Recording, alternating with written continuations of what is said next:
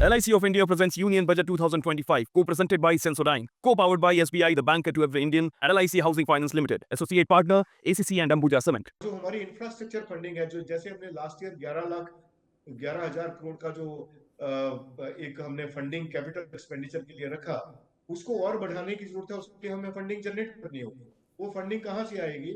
तो उसके लिए जैसे सरकार ने पहले कुछ वर्ष पहले इंफ्रास्ट्रक्चर बॉन्ड्स भी जारी किए थे, टैक्स फ्री इंफ्रास्ट्रक्चर बॉन्ड्स थे, जिससे लोगों ने काफी इन्वेस्ट किया और सरकार के पास फंडिंग भी जनरेट हुई।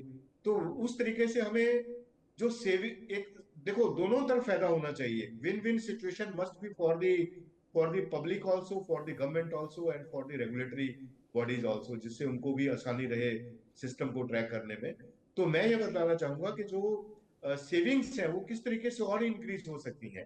तो सेविंग्स को इंक्रीज करने के लिए हमें इस तरीके के जो लुक्रेटिव इंसेंटिव स्कीम्स हैं, जैसे कि उससे सरकार को भी फायदा होगा कि इंफ्रास्ट्रक्चर बॉन्ड्स की जैसे मैंने बात की है कि इंफ्रास्ट्रक्चर फंडिंग तो इंक्रीज, हम विकसित भारत बनना चाहते हैं, तो उस विकसित भारत की नींव जो है सेविंग्स को और प्रोत्साहित करके ही आगे बढ़ेगी।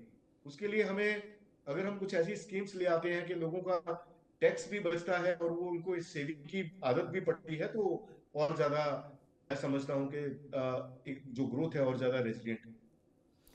आपने बड़े अच्छे से ये बताया कि कैसे टैक्स नेट को बढ़ाया जा सकता है और ख़ास तौर पर हम अपने रिसोर्सेस को कैसे बढ़ा सकते हैं, पैसा जनरेट कर सकते हैं और किस तरीके से टैक्स स्लैब को बढ़ा करके आम आदमी को छूट दे सकते हैं और पैसे जमा करने की जो चाहत है उसको कैसे बढ़ा सकते हैं। लेकिन एक सवाल दोषी साहब मैं आपसे पूछना चाहूँगा, वैसे हमारे साथ पीयूष पांडे हमारे संवाददाता भी जुड़ गए हैं।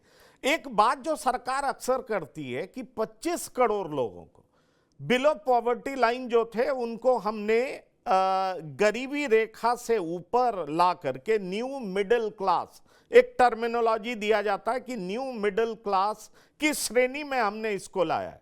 क्या इनको न्यू मिडिल क्लास की श्रेणी में लाने के बाद आपको लगता है कि हमारा टैक्स बेस बढ़ सकता है? जैसा कि अभी कपूर साहब कह रहे थे कि ठीक है, इनकम टैक्स फाइल तो बहुत लोग करते हैं पर टैक्स पेयर्स बहुत कम है। तो क्या ये जो 25 करोड़ का आंकड़ा पेश किया जा रहा है, इससे आपको लगता है कि रेवेन्यू जनरेशन में कोई हमारी मदद मिल सकती है, हमारे सरकार को मदद मिल सकती है?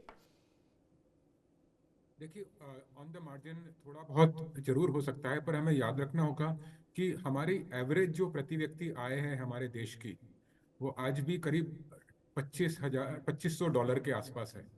यानी कि प्रति व्यक्ति आय हमारी करीब 2 लाख, 2.25 लाख रुपए बनती है देश में। तो मान लो अगर वो मीडियन के आसपास गिने, तो जो मिडिल क्लास में भी जो आदमी हम जिसे आज गिन रहे हैं, उसकी वार्षिक आय 5 लाख के आसपास बनती है। मतलब उसमें जो एवरेज से भी मैं अगर थोड़ा ऊपर ले लूँ, डबल भी ले लूँ, तो हमें ये मानना पड़ेगा कि मतलब $2500 के एवरेज में पूरी दुनिया में तो टैक्स लगता ही नहीं। तो ये बात सत्य है कि जबकि हमने काफी प्रगति की है, अभी हम भी अब दुनिया की कंपैरिजन में हमारा करीब 144वां नंबर आता है प्रति व्यक्ति आय में। हम अभी भी काफी गरीब देश है और देश के करीब 80% लोग अभी भी उस मापदंड से काफी करीब है। तो उनमें थोड़ा बहुत टैक्स जरूर लगा सकते हैं, सभी लोग इनडायरेक्ट टैक्स देते ही हैं। जो डायरेक्ट इनकम टैक्स है उसमें जो हमने कुछ लूपहोल क्रिएट किए हैं, जैसे कि कृषि की आय को पूरी तरह से छूट करके, चाहे आप उसमें 2 करोड़ रुपए कमा रहे हो, तो उस तरह के लूप होल तो हमें पॉलिसी के पर्सपेक्टिव से तुरंत बंद कर देना चाहिए कि जिसमें जो बहुत ज्यादा कमा रहा है वो भी ले पाएगा। मुझे जो आदमी जस्ट अबाउट मिडिल क्लास में जैसे हम गिन रहे हैं कि जो मतलब अब 3, 4, 5 लाख रुपए कमाने लगा है, वो अभी भी हमारी जो करंट जो छूट की लिमिट है उससे भी नीचे है। तो उससे हम कितना टैक्स अब वही वसूल कर पाएंगे, उसमें मुझे बहुत ज्यादा उससे एक्स्ट्रा कलेक्शन की उम्मीद नहीं है। कई लोग ऐसे जरूर हैं जो कि उससे कहीं ज्यादा कमा रहे हैं, लेकिन या तो वो अपना बिजनेस अभी भी ब्लैक में चला पाते हैं या फिर कृषि की इनकम जैसी छूट में छुपा पाते हैं। तो उस पर हमें फोकस करके जरूर, जैसा कि पहले हमारे पैनलिस्ट ने योगेंद्र जी ने कहा कि उन्हें उन पे अगर हम फोकस करें तो वहां से ही ज्यादा टैक्स मिल पाएगा।